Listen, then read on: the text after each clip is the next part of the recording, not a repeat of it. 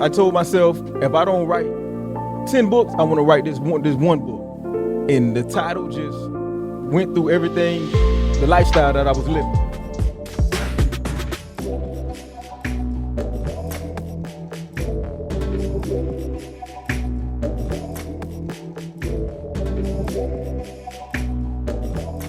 Alrighty then, hello and welcome to this edition of Love Speaks. I am your host, LaKisha, and this is where we talk about informational topics that are impacting our South Florida area, but bringing in those that love what they're doing, who are excellent in their craft. And so my co-host and I, Francois, thought that this will be a great virtual podcast to bring to you. And today we have a phenomenal guest. We have Eric, who is an author. He's written multiple books, but I do want to just expound on two of them. One of his books is The Dark Side of South Beach. I actually had the privilege of attending his book signing, and it was a phenomenal event. And we'll let him talk about that, but he also authored another book, and that book is titled We Smile When We Eat. And so I want to welcome my guest today. He's not only an author, but he also has a clothing line. He also have dabbled into film and production. So he's doing great things, very passionate about what he does. And so it is with great pleasure that I introduce to you our guest today, Eric, and welcome. Thank you so much for joining me today on Love Speaks, Eric. Thank you so much, LaKisha. I appreciate you and Francois for the opportunity of having me on Love Speaks, and it's a blessing. Thank you so much, Eric, for joining us today. Now, I know there is so much that we could talk about. There is so much we could talk about, but we know our time is short. So we want to first start by you introducing yourself to the audience. Let us know. Tell us about Eric. Eric, in a nutshell, is an entrepreneur, dogmatic about everything I do. You know, whatever I set my mind to, I'm trying to accomplish goals at all times. So I'm an author, I'm an actor, I'm a filmmaker, I'm also a clothing designer. Awesome. That's good to hear. And I mean, also, you know, I'm a husband, I'm a family man, I'm a family-oriented person. So my family means most to me. All right, so let's get into these books. Let's get into the author, Eric. Let's talk about it. How did you start writing? What prompted these books? The dark side, not just South Beach, but you talked about the dark side of South Beach, and just kind of perusing through the book a little. Our team discovered the style of writing that was demonstrated in the book, which is very phenomenal because it kind of mirrored the style of Zora Neale Hurston, and that's somewhat she wrote in regards to that related to black readers. Okay. And so her writing was very descriptive in the way that she wrote to us as black people. And so our producers came back and said, I love this book because the style mirrors Zora Neale Hurston. And I was like, wow, that's phenomenal. So I make sure I bring that to Eric, that you did a great thing when you wrote this book, The Dark Side of South Beach. But what prompted this book? LaKisha, you just don't even know. That question right there, I love when it get asked to me. Because me writing, just the gift of it it comes definitely from the gift of God. I started writing when I was in federal prison, and I told myself, if I don't write 10 books, I want to write this one book. And the title just went through everything, the lifestyle that I was living.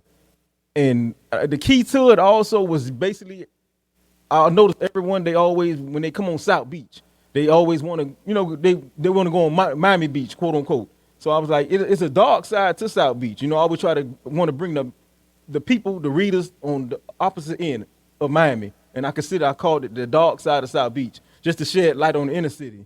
Like what's not being spoken about. It's not always glitz and glamour in Miami.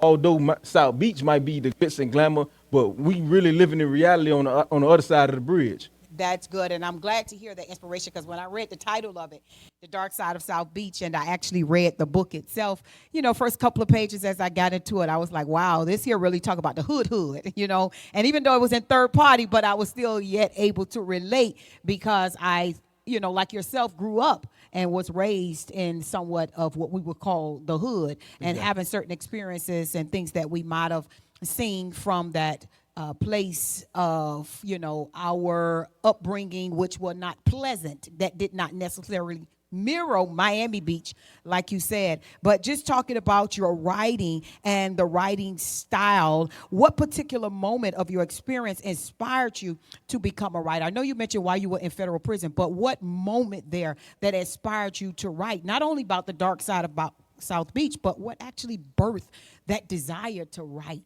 Because you didn't only write that one book, but you also authored We Smile When We Eat. What is that about? We Smile When We Eat is a children's book. And it goes back to what I was saying. I said, I write different genres.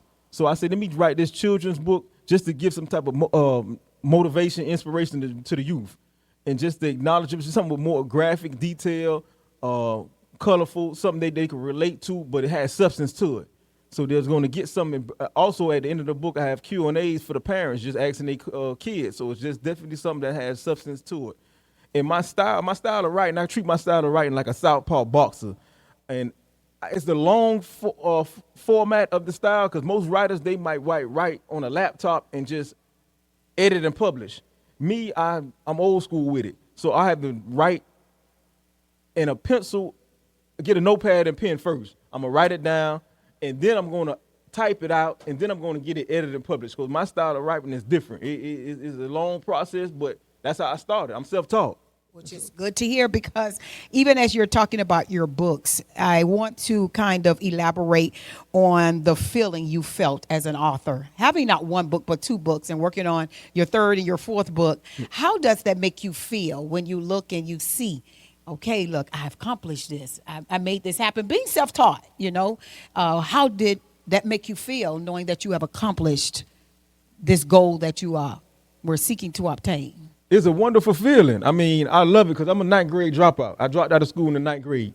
So even when people ask me, I smile sometimes. They be like, what school you went to learn to write, or what? They always asking like, how did you become who you are? But they always think, not knocking school or anything like that. I'm just saying I'm self-taught. It's a gift of God. I just told them everything I do is a gift of God. And I'm appreciative of it. But I always just tell people, if you want to do something, you got that desire. Just keep going.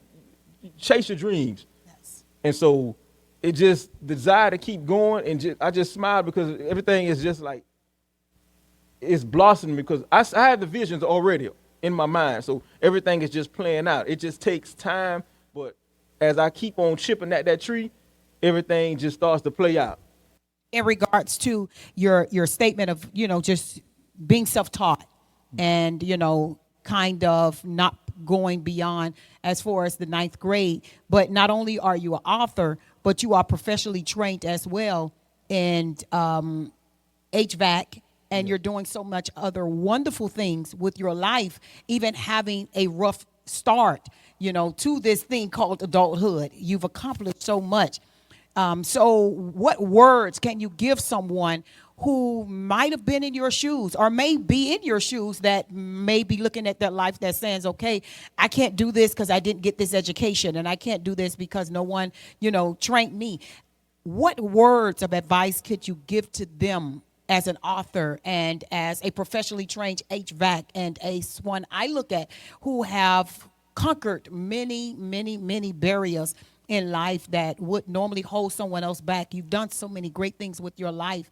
What words of advice would you give to them? My key word that I'm firm on is reinventing yourself. That's something I always tell people. You able to reinvent yourself once you have that reinventing mindset. So once you're able to just turn that off, you're able to accomplish anything in life. So just knowing that you don't have to give up. Don't give up on yourself. You always got an opportunity. And basically, when you going back to the HVAC and education wise, that was also, I accomplished all those in federal prison also. I obtained my GED. They had a trade school attached to the federal prison. It's not like that in state prisons. What they tell me, what I heard, because I've never been to state prison, nor am I going.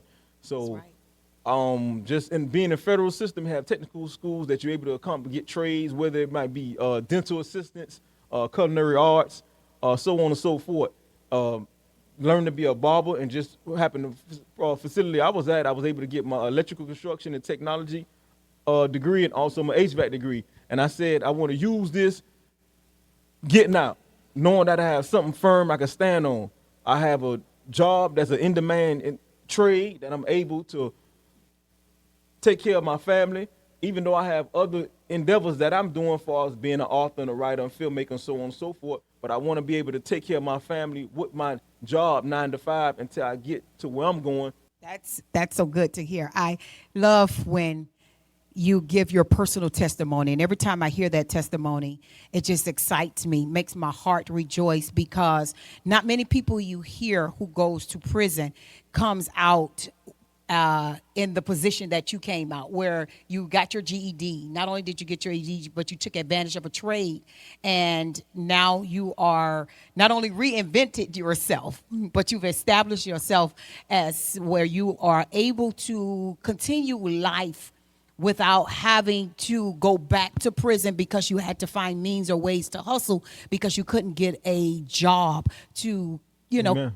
take care of what you need to take care of, not only for yourself, but for your family. So it's always great when I hear that testimony, because I know so many people who have gone to prison and they feel like all hope is gone, that they can't recover from that. But it's so good to hear that you can overcome, you can recover. Thank you so much for being vulnerable and sharing and transparent with sharing that testimony. What can you say to someone who's watching that says, okay, Eric is talking, he got not only been in prison, but he got 3 books and he's continually doing great things. What can you say to someone who else wants to be an author? What would you say to them? What I always tell, because I get that question asked a lot also, I always tell a person, I say, you can go to your nearest local store, grab a pen and paper, and just start writing. As you fill in the blanks, you can write chapter 1, just fill in 2 lines, go on to chapter 2, because you already have what you want to write in your mind. People might think the whole concept of writing is hard, but it's actually not. Just jot down your notes and you'll go back and fill in the blanks.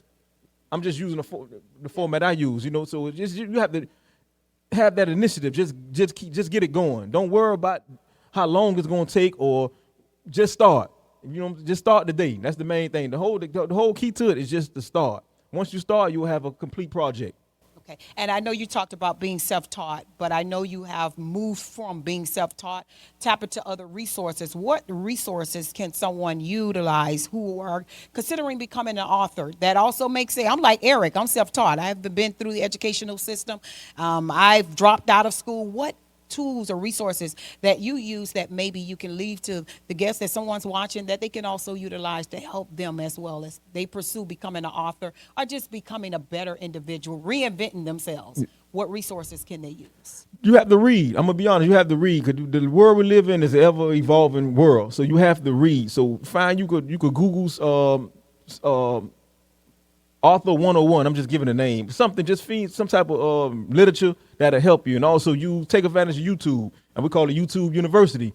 Google, just pay attention to detail and just start. You have to read. You have to search and read and just add it to your building blocks. Just add it to your repertoire. I'm old school. I call it your Rolodex. Okay. So just add it, and you'll just seek information, informative information.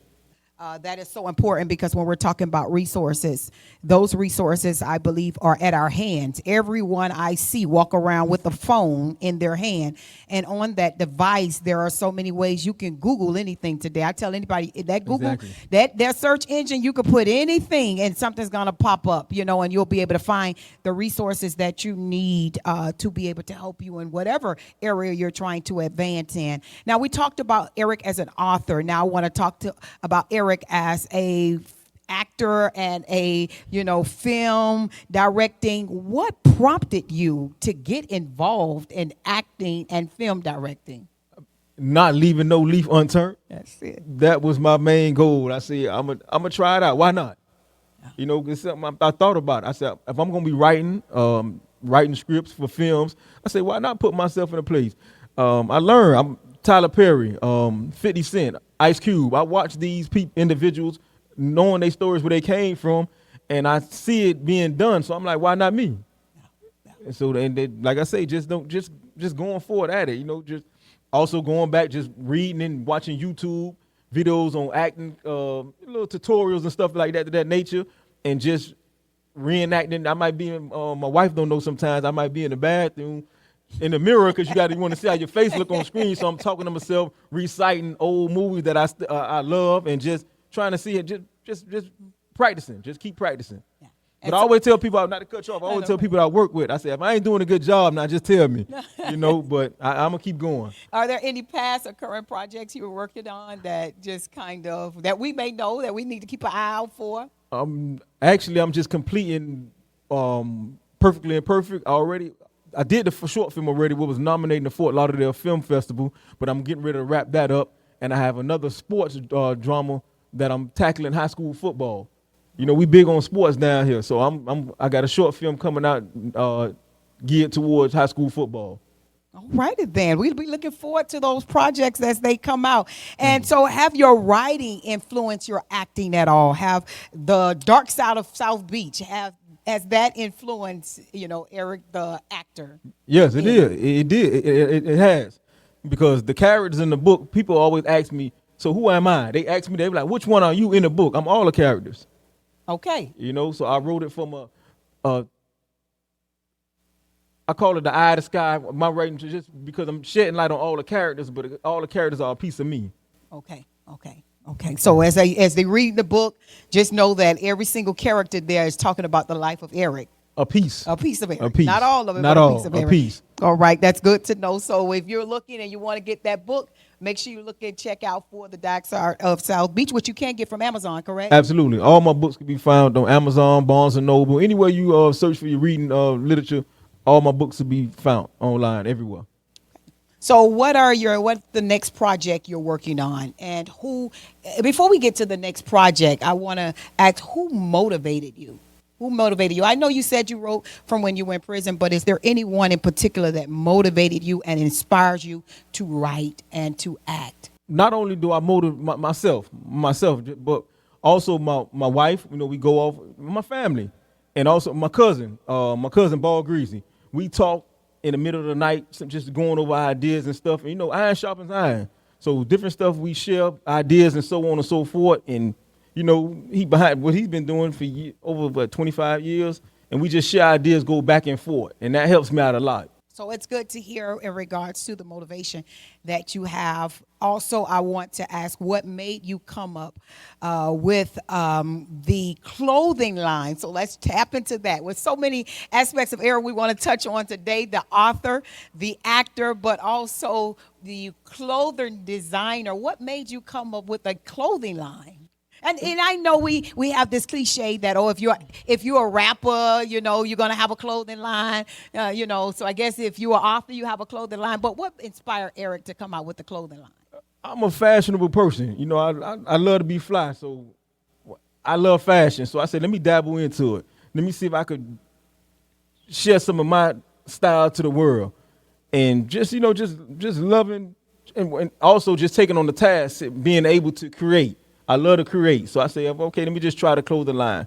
And I need to go full force on it. I'll be kind of 50-50 with it. But I love it. Just tapping into fashion, knowing that it's $1 billion industry. That's number one. So I said, why not? And are you creating from your own personal style and artistic vision? Or you're getting some kind of, ideas from, it's a big fashion industry. That's what we are. Fashion, like you said, is here, and I don't think it's ever going anywhere. It's forever evolving.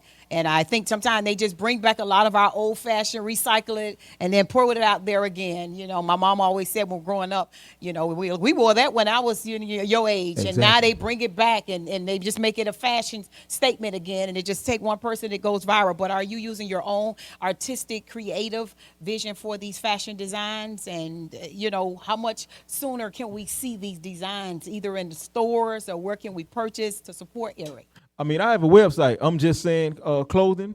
So my clothing line is online, but observation. I observe what's going on in the markets and what people are wearing. Just observation and just say, let me try a twist and come up with different designs this way. But just observation.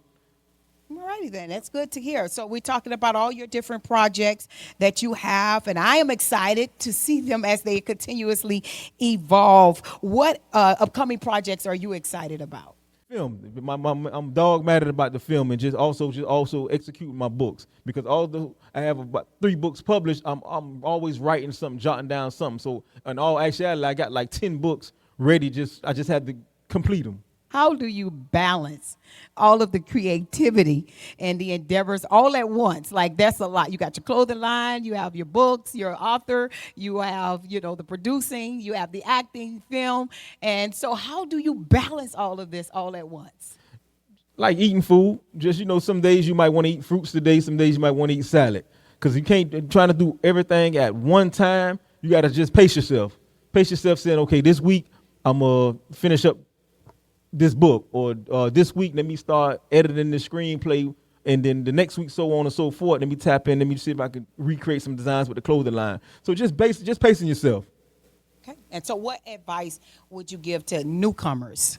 I mean, I'm pretty sure in all of this, that you've been tapping into, rather if it's the clothing line as an author, what pitfalls, how would you encourage someone, or how did you encourage yourself in the midst of those pitfalls? And the same, how would you encourage someone else who may be inspiring to become an author? Because I know it wasn't all, like you say, the glitz and the glam, that there are pitfalls in everything that we, kind of start out in. There's going to be some opposition, some trials. How did you overcome those pitfalls? And what do you say to someone who may experience the same pitfalls? LaKisha, I'm glad you said that, because pitfalls as an author, they call it writer's block.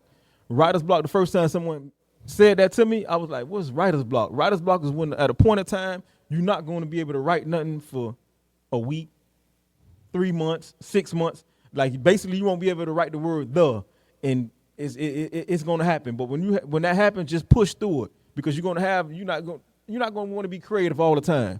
So whenever you have that desire where you are, go at it, because you're going to have sometimes you might stop. Your vision might get blurry. So just keep going, because you're going to have, don't let writer's block scare you. Just keep pushing through it.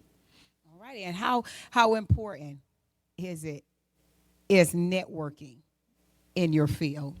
I mean, you got to have some connections, and you have to network when you're talking about, I guess, not just being an author, but mainly in acting and film producing. Well, how important is the networking? And have you found some solid networks that you have attached yourself with to help keep you motivated and to help you on this journey? That's another good question. I'm glad you asked that. Networking in the industry is big. But you got to have that spirit of discernment in all areas of life in general. But even in the entertainment industry, you better have it. And so, because I guess, and I say that because it's so important, because in that industry, we have seen, if not in various settings, where people were taken advantage of. Exactly. Because either they did not discern, did not understand the relationship, and some people are vulnerable and find themselves compromised in places and with people that were not really wholesome or valuable for where their journey was taking them. And so that's why I just wanted to ask, from your perspective, how important is networking, not only just from the extent of collaboration, where, okay, I can get a job done from you, you can get a job done for me, but what does it say for networking in regards to the inspirational side of your business, the inspirational side of an author, someone who you can be able to talk to? Yes. Someone who inspires you as a writer.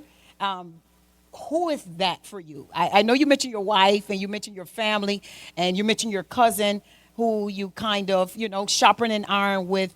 But are there anyone else in your life, like, I guess, just outside forces? And, I'm pretty sure that bridge that you've developed over the years that have brought you from one point of your life to the next point. Who are those people? Who's those people in your village that help bridge you to that next level of your journey? Friends, what I consider them my brothers. They're also tapped into what they do. So, we share ideas, and we motivate each other. So, it's just having that, like you say, the village, having the right people around you that you could bounce off ideas, and just always keep holding yourself accountable also too. And that's what I wanted to hear, because I think a lot of times we hear the yeses. We want to hear the yes, and always just wanting to hear over and over those who are going to agree with our ideas and to say, yes, that's a good thing, do this, do that. But it's good when we have those who are able to check us and say, no, I don't think that's a good idea. No, I don't think that's, not yet. And it's okay for us to hear that, because it's constructive criticism. Exactly. Not all criticism is bad criticism, because a lot of times we hear a lot of people, I hear in conversations where people are saying, oh, I don't need nobody, I can do this thing by myself. Yeah. And I just wanted to hear from you in those areas in your creativity and how you're working, how important it is to have that and to have that connection. And I'm glad you talked about your homeboys and your friends, because those are the things that help us grow and develop the connections that we have. And I often say that we are just as strong as the connections or whoever we are connected to. What words do you want to leave for our viewers today? As you're talking about Eric, the author, you're talking about Eric, the fashion designer, talking about Eric, the film producer, and the actor. What words do you want to leave for our guests? Prayer is essential. That you got to have a foundation. I'm gonna be honest. You got to having that foundation, having a relationship with God, and just and everything. It ain't gonna be easy all the time. It ain't gonna be easy. It's gonna have your ups and downs. But just having that prayer in your lifestyle, you're able to attain anything in life. I hear this a lot. I keep hearing the book, over and over. When we smile when we eat. Where does that title come from? We smile when we eat. Talk about that a little. That's a little play on word I went with, because not just for children, but it's with people in general. I always said that whenever somebody get a plate of food in front of their face or on their table, the first thing they're gonna do, they're gonna smile. I don't care what it is. The first things people always do. So I captured that little play on word and gravitated towards the children's book called We Smile When We Eat. Okay, that's why I just want to say, I keep hearing, we smile when we eat. Where does that come from? Thank you so much for sharing that, Eric. One last question I want you just to ask for us today is, oftentimes prison can be the wall that prohibits people from moving forward in life. If you don't mind, I know, again, it's up to your vulnerability level and your comfortability.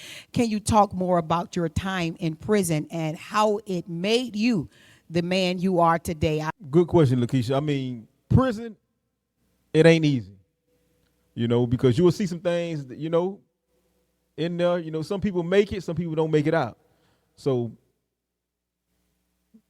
being kept, I'm just saying me, I grew and learned a personal and a strong relationship with Jesus. So that, it kept me in my right mind, but also just is in prison is not for everybody, so I'm thankful that everybody won't end up in that situation.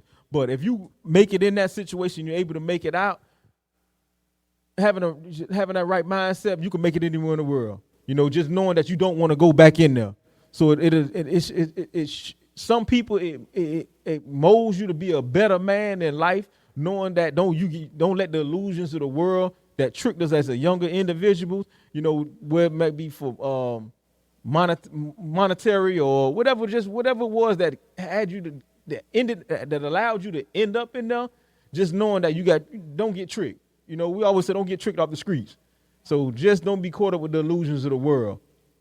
And the reason I say, and I'm so inspired by your story, because, I worked multiple years at our local state attorney's office, and I remember working with quite a few of the state attorneys, and they would always be like, put them on probation. It was like a buyback program, because they'll be back. And then we see the recidivism rate being so high, and just to see you every single day. And I hear so many young men who have been to prison saying what they cannot do. I can't get a job, and I can't do this, and I can't. But I'm just so grateful to see your testimony. Thank you. It's not the same as a testimony of that I've seen from so many other people. And I know it had a lot to do with your own tenacity and your own self-will to not allow that to define you. And as you mentioned before, to reinvent yourself. And that's why we definitely had to have you on this podcast, because I know your story.